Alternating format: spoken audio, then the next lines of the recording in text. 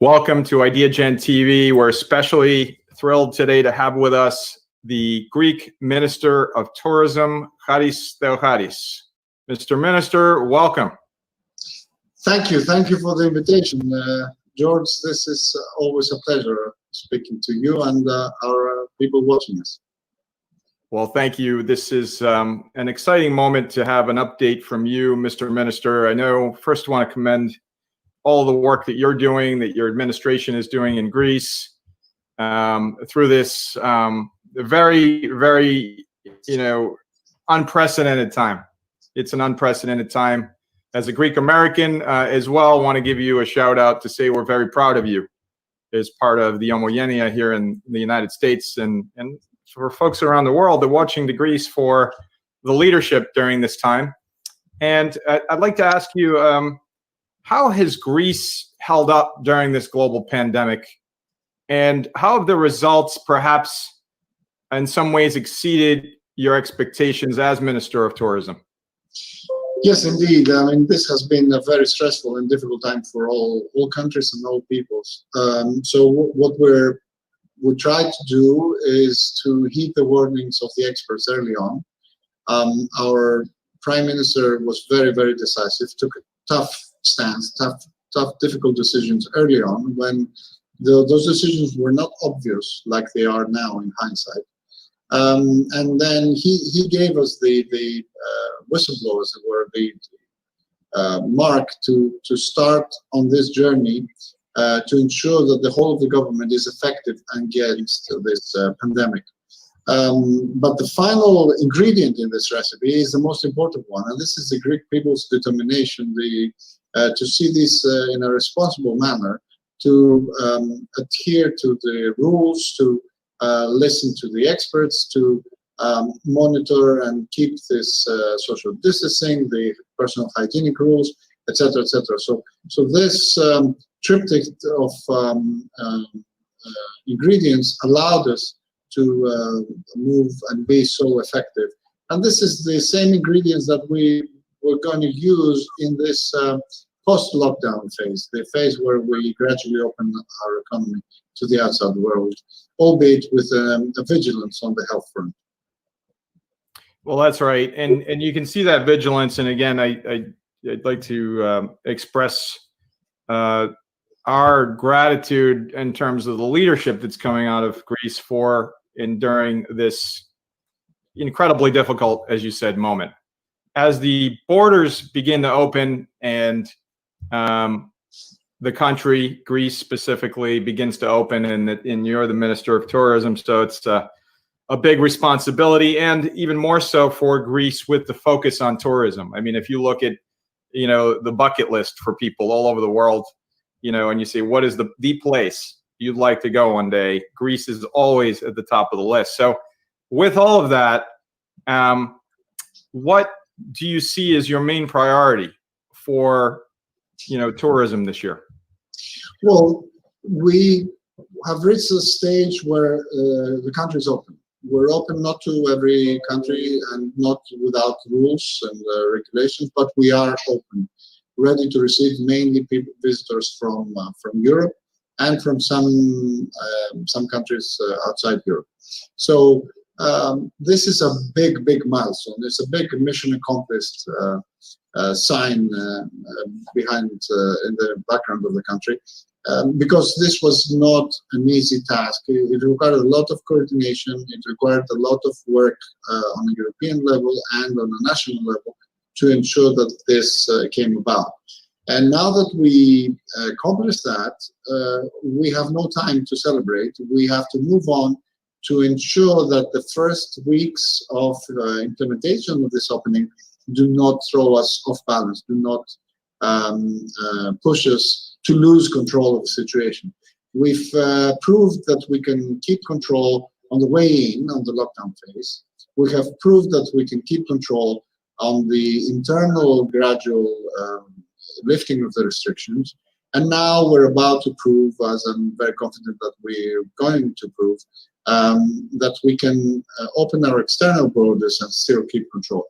Now, if we do that, then I think the next steps for Greek tourism both in terms of the late finish of the current year, but mainly the build-up to the next years will be very, very successful. So this is not the time to concentrate on numbers. This is the time to concentrate on quality and on operational excellence.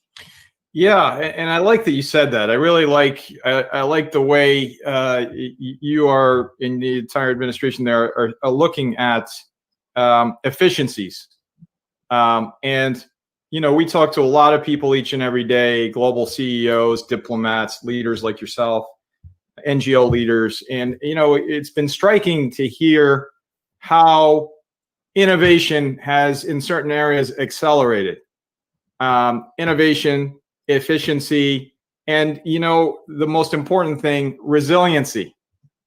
The resiliency of the Greek people in this face of this pandemic has been remarkable, and I think that you're emblematic of that. You're an example of the resiliency that the country continues, even though we're in, you know, the midst of all of this. You are moving forward in a very clear, in a very concise way, you know, basing your decisions on science, of course, but at the same time, you know, accelerating that innovation and efficiency, as you said. So that is remarkable, because you know, you can harness what is really a global, you know, issue for the good in some ways, right? Yes, of course. I mean, you cannot enter a crisis and come out of it the same person that you entered in, especially if it's a crisis of the kind of proportions that this pandemic has. And I think the name of the game is innovation, as you said, and collaboration. I'll give you an example. We have instituted a special algorithm, and we call people to complete a PFL form, which is you know, a locator form, to allow us to use this algorithm and target our testing to where exactly it's needed. Now, this algorithm was developed by Greek scientists of diaspora, actually working in Harvard University. So it's a Greek-American collaboration, and it's in the forefront of innovation of how countries will deal with the opening of their borders. I'm certain that our experience will be a case study for people that want to learn lessons out of this crisis. That's right, and utilizing that technology and that innovation. You mentioned the algorithm. I mean, that's incredible to be able to look forward in a way that that allows for you to look around the corner, to be able to prepare for that post-pandemic world that's, you know, by all accounts moving forward in terms of the vaccine development, with so many different companies and so many different countries leading up those efforts. We're all extremely hopeful at this point that we can see maybe a glimpse of light and look forward to a day not in the so distant future where we can, you know, say it's normal. And now we talk about the new normal. You know, you hear that a lot. What's the new normal? Well, your hope is probably that the new normal would be more people traveling to Greece after the pandemic, which I think, you know, by all accounts may be the case, right? Once we get past this, although there will be a diligence in terms of hand washing and, you know, being careful not to spread, if you're not feeling well, illness, which should have been the case anyway. I think there's an opportunity for you to really gain momentum beyond where you were even last year. Would you say that's the case? Well, of course, we will try to exploit every opportunity.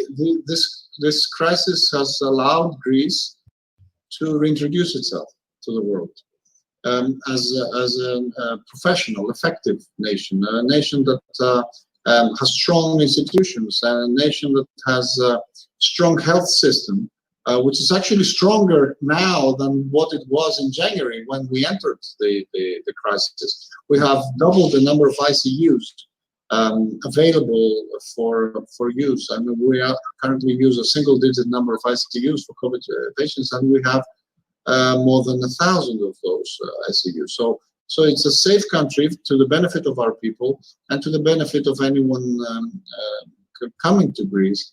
it allows us to provide the kind of healthcare that they might need at no cost to the traveler. So if you like, this has allowed us to find a new sense of pride and a new sense of assertiveness, if you like, that we are able to stand on our 2 feet and solve problems in a much better way than others. That's right. And so what have you encountered? Are there any examples of challenges, perhaps even unexpected? Of course, there are probably many that you've encountered and perhaps overcome in the past several months. Well, the challenges are too numerous to explain in a few minutes, but I think the biggest challenge has been the biggest problem that we have in the public administration, which is coordination and cooperation. This pandemic required, especially in the tourism sector, the reopening, required talking to the foreign office, talking to people in, scientists, health experts, talking to people from the Ministry of Health, from the Ministry of Civil Protection, which is tasked with dealing with the control of the borders, and of course the private sector as well, that has to deal with all those protocols and ensuring that those protocols make sense and they understand them. The educational institutions that help train everyone in their use. So many aspects, and the degree of complexity is unheard of. And I think we found a new ways to cooperate more efficiently. And this is, I hope, a long-lasting legacy of this crisis. Well, that's another area that you talk about, and it's no different anywhere else in the world, quite frankly, as you've seen, in terms of coordination, interagency coordination, intergovernmental coordination. And then what I really like that you mentioned a little bit earlier was the whole notion of collaboration, because that's where we live at IdeaGen. We convene companies, NGOs, public sector, and I know you're a big fan of that. And it's very important because those countries, those entities that survive through things like we're going through now are those that perhaps were prepared with these relationships, with these partnerships that were created before the pandemic, for example, because it's very difficult to begin new relationships in the middle of a pandemic, to begin to understand what resources companies have, for example, in Greece, that can help during a pandemic or whatever it may be. So when you have this cross-sector collaboration, it's very easy or not as difficult for you to pick up the phone as Minister of Tourism or anyone else in the government to say, I understand what you do, we need your help, let's work together. As opposed to another conversation, which would be, tell me what you do, help me understand what you do, let's figure out a way to work together. It's a much different conversation. And so having that, being on the ground, having those relationships when it's not an urgent moment is absolutely critical. And I know you all have worked really hard to do that before the pandemic. So that benefited Greece in ways that I think we're now seeing the outcomes in terms of how you've weathered this incredible storm that we've all gone through. So I applaud you there. And because not everyone, especially in government, espouses collaboration, especially cross-sector. Yeah. So, public and private partnerships. Yeah, this is a problem that every government faces.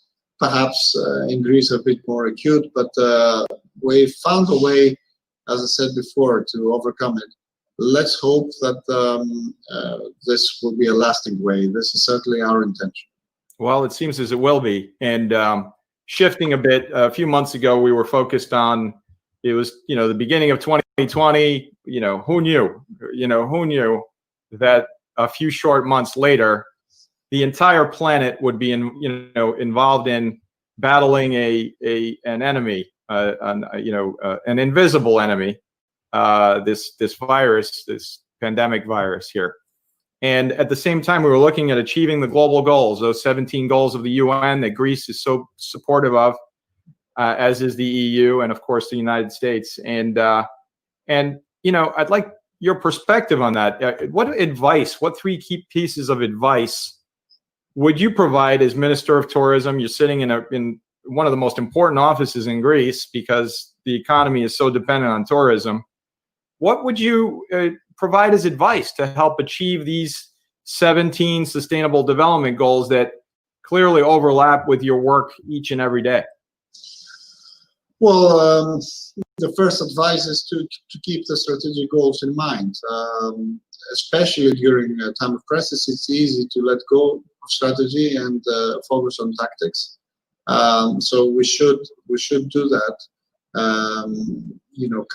Counteract this instinct that we all have, because the pressure of the tactical goals is huge, because the problem is very acute.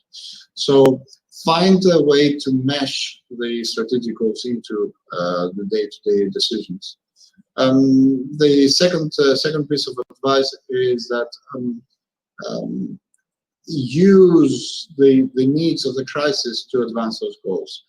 For example, inclusivity, one of the goals, is very, very important because the crisis now affects everyone. So design policies to counteract the crisis, but do that in a way that furthers those goals. And perhaps the third piece of advice is to find the time to, as soon as you sort of reach a milestone and achieve, find the time to sit down and think more long term. We need to have this long-term perspective if we are to be able to look into those goals, because those are not goals for the next month or the next 3 months. Those are goals for the next few years. So take a breath and have the long-term perspective in your mind. You know, that's incredible advice, Mr. Minister, because, I think the other thing, and you've seen it in Greece, and we've seen it certainly in the United States, is that the pandemic has exposed areas of inequality. It's a very big issue really around the world. And at IdeaGen, we've talked about it for a very long time. Empowering individuals to have access to education, quality healthcare, be able to start a business, to be able to, have access, which is called equity. Not necessarily, it's a little bit different than equality. Equity means that you have access and are able to utilize these key tools, as opposed to just equality, having it available, but having really no access. So there's an opportunity now for that to be a legacy, as you mentioned, an incredible legacy of what is happening. Broadband, giving everyone access to the internet so that they can, work from home in this gig economy, to be able to, as you mentioned, work on algorithms literally from their home if they can, to be able to, become empowered in so many different ways. And so I think that's incredible and remarkable that you and the government in Greece are looking at ways to create a more level playing field for all of the citizens of Greece in light of what's happening. Instead of just addressing the pandemic, you're trying to address systemic issues, as we are here in the United States, of course. And so that's an incredible legacy. If that's what comes out of this, if that's the only thing that comes out of the pandemic, then something good has come out of it. Looking to 2021, which we all are, in what we are all hoping will be a post-pandemic world. We hear about all the work on vaccines. We hear about all the promise that's happening. What will your priorities look like for next year? And how, we've touched upon this a little bit, but how do you see tourism becoming different next year and in the decade to come? Well, the first part of the question, in terms of the priorities, of course, the immediate priority will be to rehabilitate the tourism industry in Greece, to bring the revenue, because at the end, that's what supports jobs, and that's what supports equity.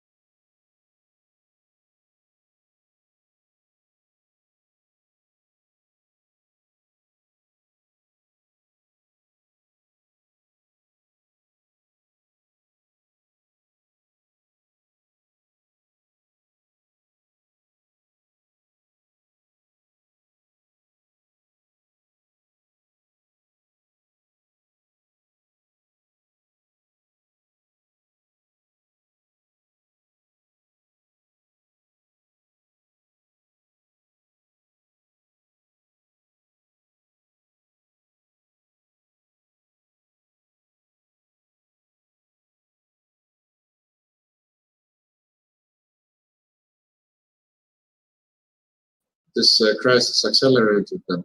So enhancing the experience, making it slower, making it more meaningful,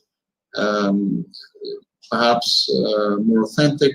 Those are the trends that I feel we all will explore more as a need of the customer, because this crisis, I think, has forced us all to take a deep look into what is actually essential and what's superficial.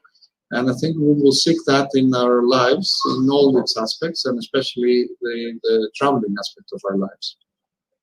That's right. And that's an incredibly insightful look at the future. We're all hopeful. And with leadership like yours and like that of Prime Minister Mitsotakis and your whole administration, I think there's a glimmer of hope, certainly for Greece. And that is a shining light for others to model these efficiencies, just the incredible optimism that you have provided through the government to the people of Greece to help get through this. And so I mentioned leadership, and I know leadership is important for you. It's a very important element of what you do each and every day. And so, especially at this time, if you were to go back to when you first started in your career, what bit of advice would you provide to your younger self, and why? Well, that's a difficult question, but it's an interesting one as well. I guess those two go hand in hand. Perhaps I would say slow down. Listen more and open your eyes and gather more from the environment. Watch how more experienced people operate and take that advice, closer to you. Or if you like, in other words, feel a bit less certain about your convictions and take a bit more from other people's convictions. The end result, the merging of those two viewpoints is always much, much better. Slow down and listen more. What incredible advice. I probably would have given myself the same advice. So it's an incredible way to conclude this profound and very insightful and inspiring interview. You've inspired me. I know you're going to inspire the millions of people that are watching this series. And what would be, Mr. Minister Harry Theoharis, Minister of Tourism of Greece, what would be your call to action for our global audience? Well, as we said before, this crisis is forcing everyone to rethink priorities. Let's try to prioritize people, our health, our well-being, over the pure economic goals.